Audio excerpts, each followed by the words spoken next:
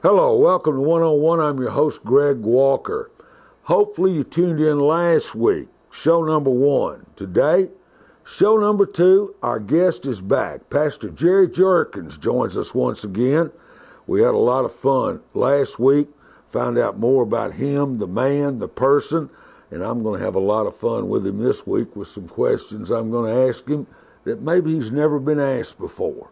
Settle back, relax, and once again, a good, down-to-earth conversation with a good friend of mine. Retired pastor Jerry Jerkins is in the house. Show number 2, right after these words. New Sentra, $14,103. 15 grand off a new Titan. Great selection, great savings. You're going to love our prices. You're gonna love our prices. Matthews Nissan.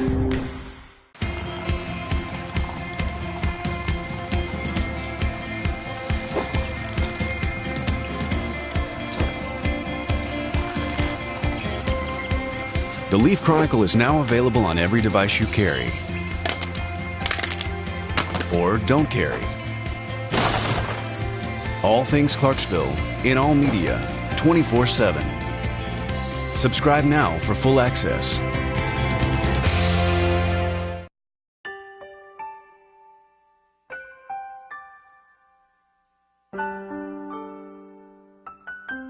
For 100 years, Neil Tarpley Parchman Funeral Home has offered ways to live well and plan ahead, a legacy that can make all the difference to your family.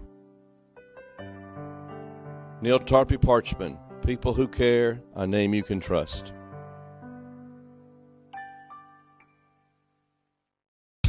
It's the great savings event. Save like never before at Clarksville's favorite new car dealer. $8,440 off a new 2017 Altima. $6,431 off a new Rogue. You're going to love our prices.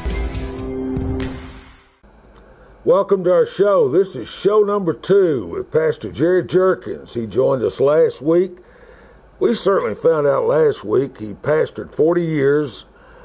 He's retired from St. John's Missionary Baptist Church. That church is 151 years old. He's from Pensacola, Florida. Came up in a very religious home. His mother, very religious all of his life. He didn't even know when he didn't go to church. Good to have you back. Bless you. Thank you, Mr. Walker. Graduated from Booker T. Washington in Pensacola. Right. Went to school for a while, and then Uncle Sam wanted you. That's right. And you went into the service. Yes, sir. Went into the Army. 12 years were you in the service? 14 years. 14 years. 14 years. But we were talking about last week when we ended, you've been in the service about 3 years, I believe, or whatever. Yes. But you met your wife, Naomi. Right. Came on leave. Came home on leave. And she came to the door. You went over there to work with her before y'all sing in Selma. Right. Whoa, you said. Yes, sir. That's right. Now, what kind of whoa was that? I might not have said it out, but I was saying it in my heart. Oh, gotcha. Yeah. She had curlers in her hair and a house robe on. She came to the door.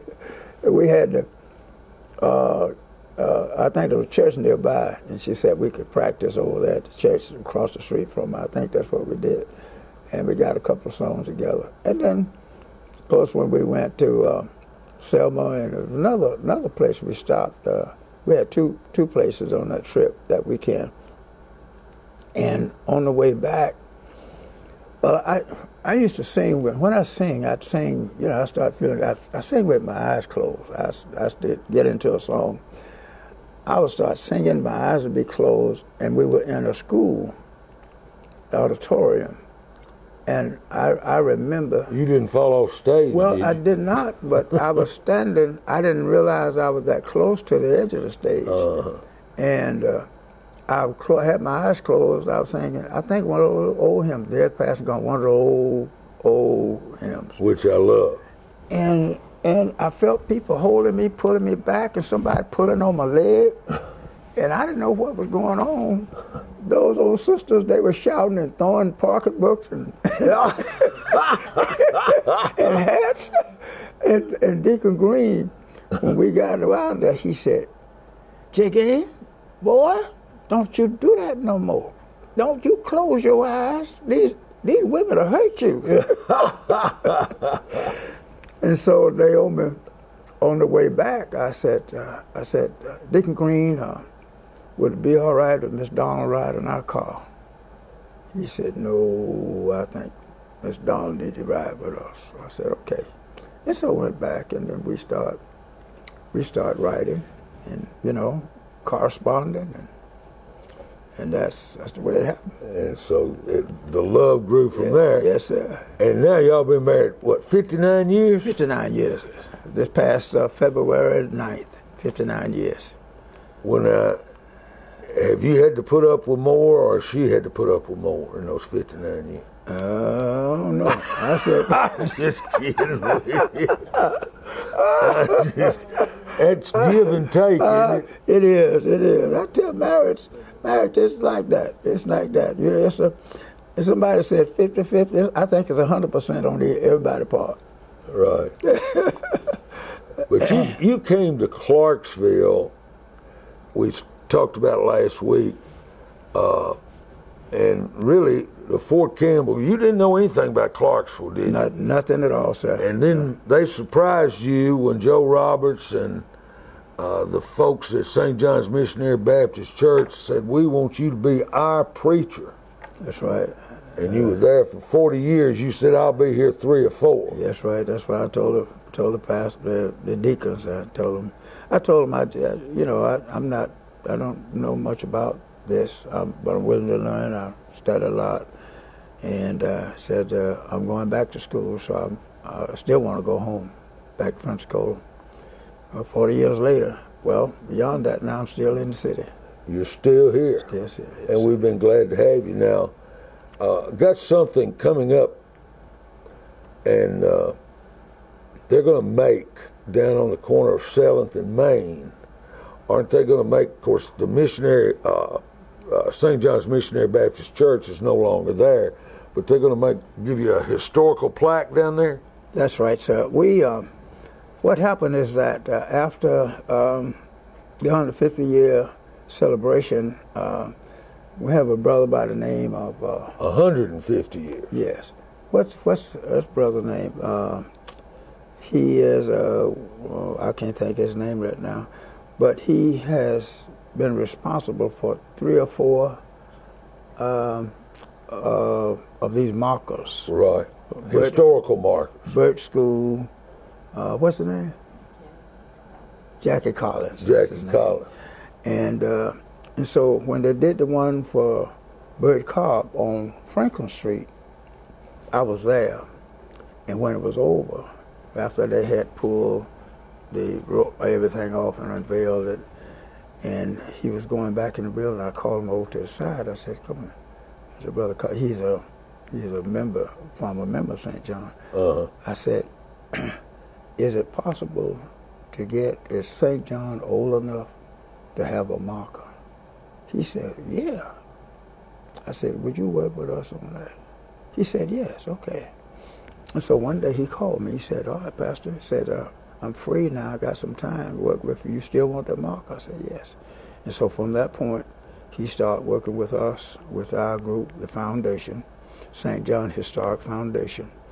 And we started working with him, and he worked with the state, because he had done several of those already, and worked us through it and let us know that the state had approved everything, and all we had to do now is set a date for it. So we set that date for the 10th of June, which is a Saturday at 2 o'clock. We'll have. This is 2017. We're taping this show May the 10th.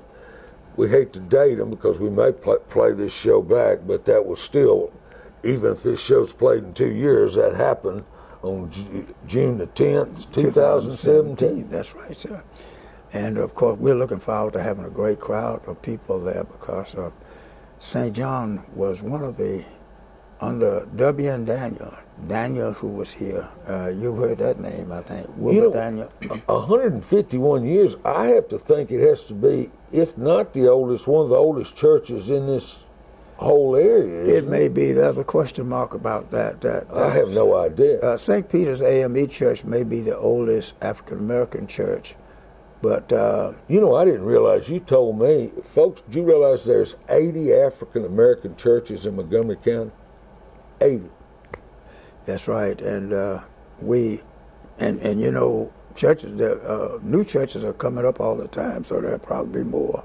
Well, you know what you're seeing more of, but you're seeing more of today, and of course, you know, the world is a melting pot, but you're seeing more churches go together. I mean, in 100 years, will there be white churches and African American churches, or won't they be? Don't you think they'll be together eventually? It would. Well, we could. There's a different way you worship. Yeah, I mean, it really is. Well, but still. I did a paper. My major at Austin P. I'm a graduate of Austin P. State University, and my major was philosophy, and history was my minor. And I did a paper that was on a history, for my history class. And what I did, it was a time when the civil rights movement was pretty hot. And what I wanted to do was I made out a list, worked with my professor, to see how the churches were working, if there was any churches working together.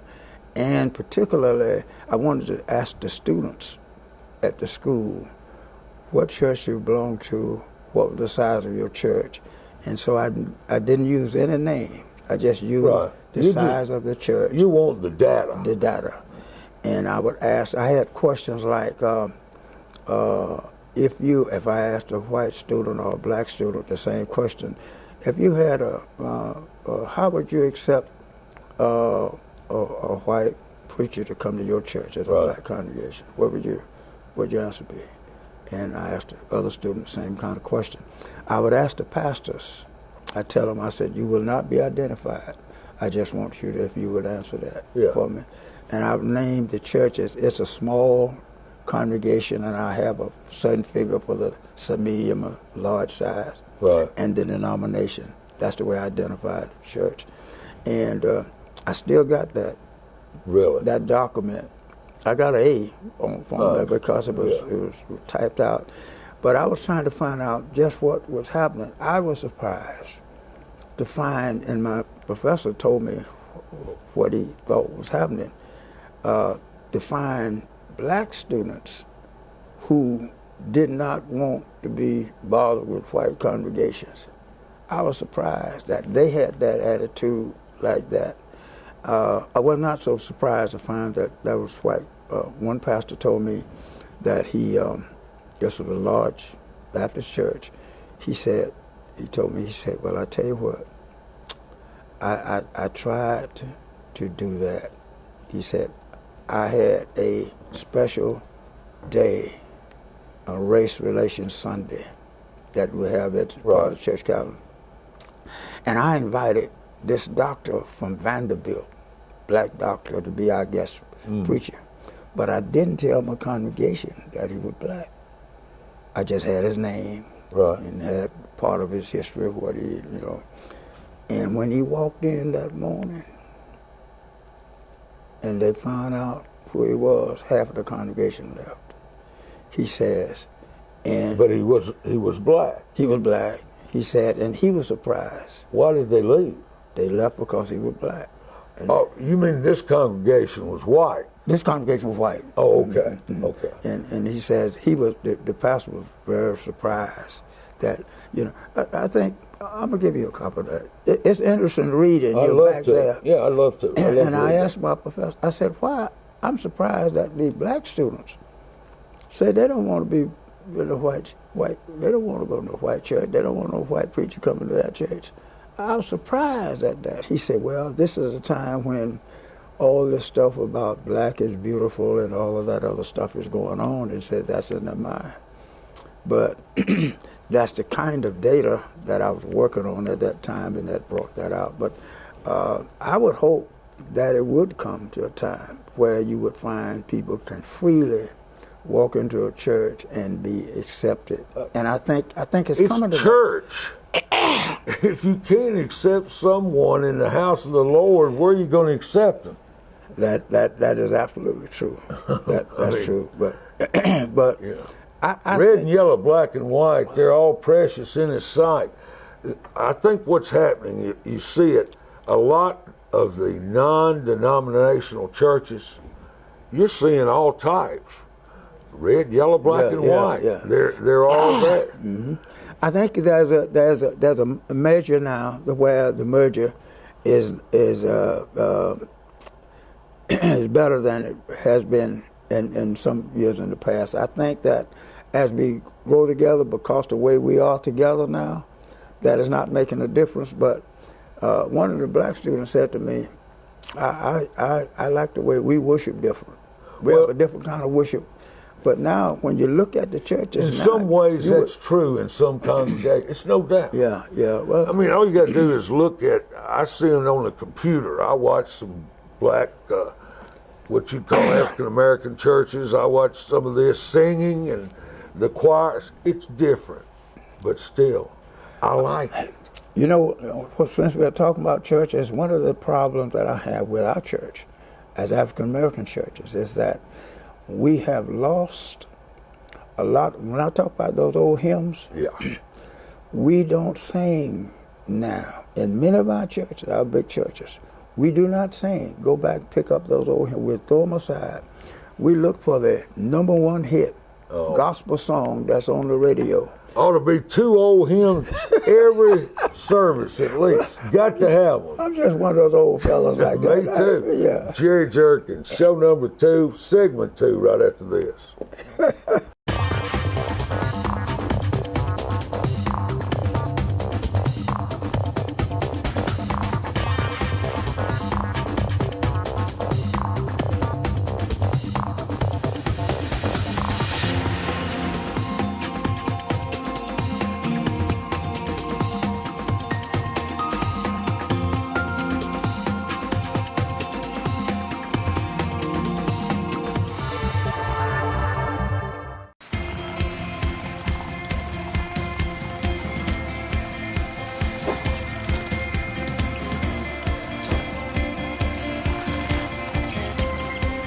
The Leaf Chronicle is now available on every device you carry or don't carry. All things Clarksville in all media 24/7. Subscribe now for full access. New Sentra, $14,103. 15 grand off a new Titan. Great selection, great savings. You're gonna love our prices. You're gonna love our prices. Matthews Nissan. Show number 2, segment 2, our guest. It is the pastor, Jerry Jerkins. He is retired from St. John's Missionary Baptist Church after 40 years. You know, we've talked about a lot of things, and we're going to skip around a little bit. You were head of the NAACP here for 12 years. 12 years, yes, sir. And you're still well thought of with that organization. You've been called, and so have I, Rena, we've both been called controversial. Do you want me to tell you why we're controversial? Why is that, sir? Because we say what we believe. Yes. And some people can't accept it because if they don't believe like you do, they just automatically, you're controversial. Don't you think that's true? Well, that's probably true. But don't you think you have been somewhat a controversial figure over the years? Well, I have been. Because you've been a community leader. I recognize that. Yes, I recognize that. You cannot be true to yourself if you don't act out or try to live out what you believe yourself. Amen. If you can't do that, then I can't. There's no way that I could be true to myself as if I allow someone else to arrange my life. Amen. I got to arrange my own life. Yeah. And so whatever comes with that, whether it's a problem, I've been to jail in our city. whatever comes with that. Well, you been put in jail here? Well, yes, you didn't know I've been in jail here? No, what were you put in jail for? I didn't hurt nobody. I didn't figure you did. Okay, no. Well, you know, When was that? Oh, let's see. What year was that? We had demonstrations. I'll tell you what. Do you remember when the city had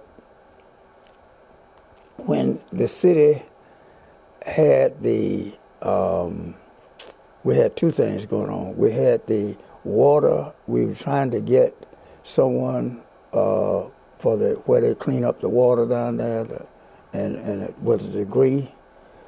And we had a black man who put in his papers, and he had 2 degrees in that area. Uh-huh. And the city chose for one of the councilmen, a white man, to take that job. Uh-huh. And we felt that was a good opportunity, but the man well qualified, overqualified. So we went we tried to talk with the city about it. And they didn't throw you in jail for that, did they? Well, we went to jail.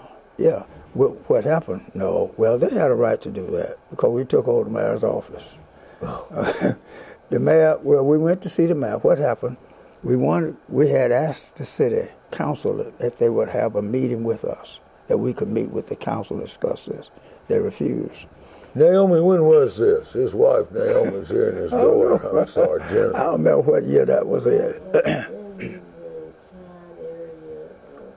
I don't remember what year that was. Was it in the 80s? It was in basically the 80s. 80s. Yeah. 80s. Near the middle or the end of the 80s. Well, you know what? We didn't hold that against the city. We broke the law. But what happened, since the council would not receive us so that we could discuss this and work it out that way, we decided one night, we called a meeting. People met at our church, St. John. We walked from the church to the mayor's office. We got to the office, and the mayor wasn't in. And the man that was in charge of it, I've forgotten his name now, he said, he's not in. I said, well, we're coming in anyway. He held his hand out, and I just walked by his hand. We went on back into the Who was office. the mayor? He's got his hand up. Mayor Trotter. Mayor Trotter Trotter. was the mayor at that time. But so it wasn't, it was just y'all trying to get a point across. Point across, yes. Did you get it across? We did. We wouldn't leave the office, so they said, he called the police and said, we're going to put us in jail. And I said, well, and it was a Good Friday. And so I told them, I said, y'all think I'm in jail? You wait till the old sisters find out I won't be at church Sunday, because we ain't going, we wouldn't leave. They wanted to let us out. But we stayed in jail. How long were you in there? We was in overnight. Really? Jerry Jerkins. Stretch Run, show number 2, right after this. Oh, yeah. You I probably don't just remember that. It's the great savings event. Save like never before at Clarksville's favorite new car dealer. $8,440 off a new 2017 Altima. $6,431 off a new Rogue. You're going to love our prices.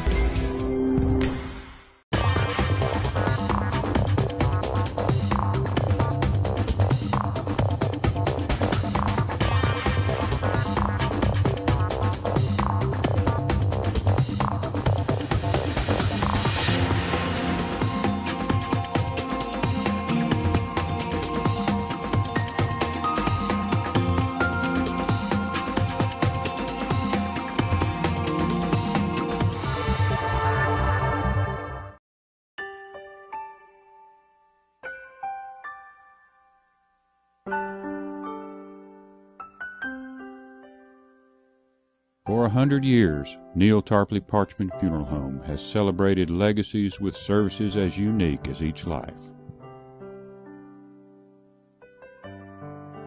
Neil Tarpley Parchman, people who care, a name you can trust.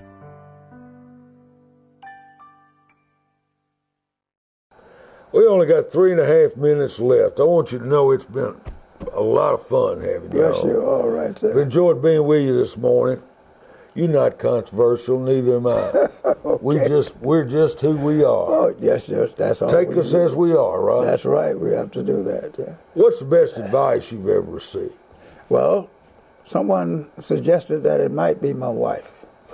59 They told years me, later. told me how to find my wife, and I was looking for somebody to play for me, and we've been making music together. We made our first record together 50 years ago. Really? Yeah, we made several records since that time. One of the Do you have them on CD now? We got them on. Yeah, I'll get a couple to you. I'd love to hear it. All right, yes. Yeah, I'd love to hear it. Yeah, you ought to hear that girl sing. I want to hear it. Let me ask you some simple stuff I just like to know. What's your favorite food? Well, I don't know if I have a favorite food. I eat anything they put on the table. I eat. I like. You sound like me. I don't know if I just never thought about having a favorite food. Drink. Water. That's probably Music. Tea. Is it tea, baby? Yeah, tea's mine. Tea. Yeah, I know I like fish. As you know, I like fish. Fish. Fish, yeah. Well, yeah, I do too. Is that music? Yeah, what's your favorite music? Well, jazz. I used to be a jazz. See, before I started preaching, when I was coming up in church at Antioch Baptist Church in Pensacola, Florida, I was in high school and I had a band. We had a combo. So on Saturday night, we played for a lot of dances. And man, we could rock them, man. I have that slide trombone going. And on Sunday morning, Saturday night, we rock them. Sunday morning, we shout them. Honestly, we had a great choir. Our youth choir was one of the greatest choirs in the city. We were on program with our pastor every Sunday morning. And people on the fourth Sunday, when our youth choir sung, we had guests come to our church just to hear the choir. You know, we've only got 1 minute. Is there anything you want to say to anybody? We've had 2 shows with you. I hope we've covered it all and let folks get to know you better. I just want to thank you for allowing us this opportunity to come and to meet my wife and my daughter and to meet your wife and family to come to your house. Thank you so much. You got a fine family. You know you're welcome with us anytime. Thank you. I love you. Bless you, man. Jerry Jerkins has been our guest, and I hope you've enjoyed the last 2 shows. Fine gentleman, got a wonderful family. I want to thank Steve Sawyer, behind the scenes, makes it all work. For yours truly, Greg Walker, for the team. Until next time, have a very nice rest of the day, folks. Thank you so much, man. Oh, Bless man, you. that's great stuff. I'll bring you a couple of records.